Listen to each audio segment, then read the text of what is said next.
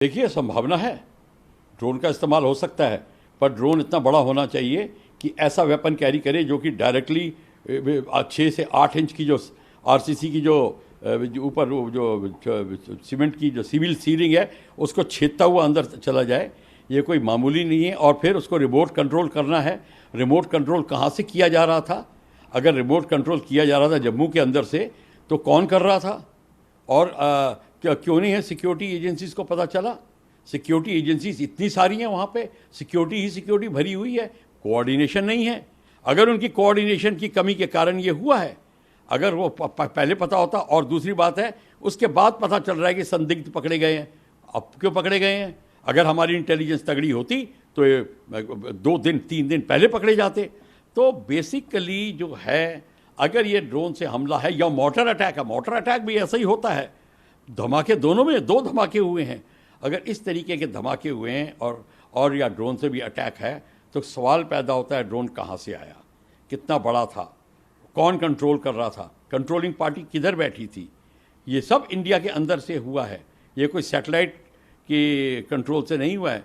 या तो फिर इतना, अगर प्रेडेटर जैसा ड्रोन होता बड़ा, तो फिर बहुत बड़ा हादसा होता। ये 15 गज दूर था हेलीकॉप्टर हैंगर से, और उसको शायद मिस कर गया और इधर आया।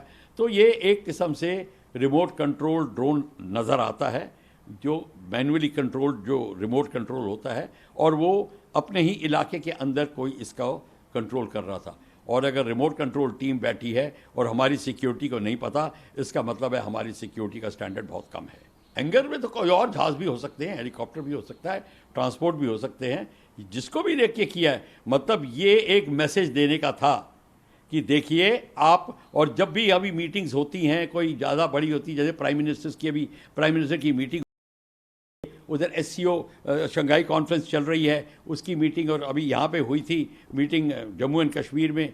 इस सब को लेके ये हर ध्यान बटाने के लिए ये किया जाता है। और ये पाकिस्तान को वैसे ही करना है। और पाकिस्तान ने आर्मी तो हमला नहीं करती, उनके टेररिस्ट, कंट्रोल टेररिस्ट हैं, और जो रेडिकल एलिमेंट जो इस्लाम का बैठा हुआ है उनके साथ, वो सब मिलके ये काम करते हैं, और बड़े आराम से करते आ रहे हैं। और ये पहला हमला थोड़ी सा जम्मू में तो ये 8-9 हमले हो चुके हैं। और यहाँ तो जम्मू में बैठ के आके अंदर वो कैंप को ऑक्यूपाई कर चुके हैं, जहाँ रोहिंग्या बैठे हुए हैं, वहाँ से हमले हो चुके हैं। पिछला हमला जो मिलिट्री कंटोनमेंट में हुआ था, वो रोहिंग्या के द्वारा ही हुआ था। तो ये सारा का सारा मामला जो है, ये सिक्योरिटी फेलियर है हमारी, और हमारी सिक्योरिटी एजेंसीज में कोऑर्डिनेशन नहीं है। बेसिकली ये है। अब ये आप कहें कि हम क्यों नहीं कुछ करते, वो तो पॉलिटिकल डिसीजन पे होगा कि हम क्या करेंगे। अब जम्मू एयरफोर्स बेस बहुत महत्वपूर्ण है।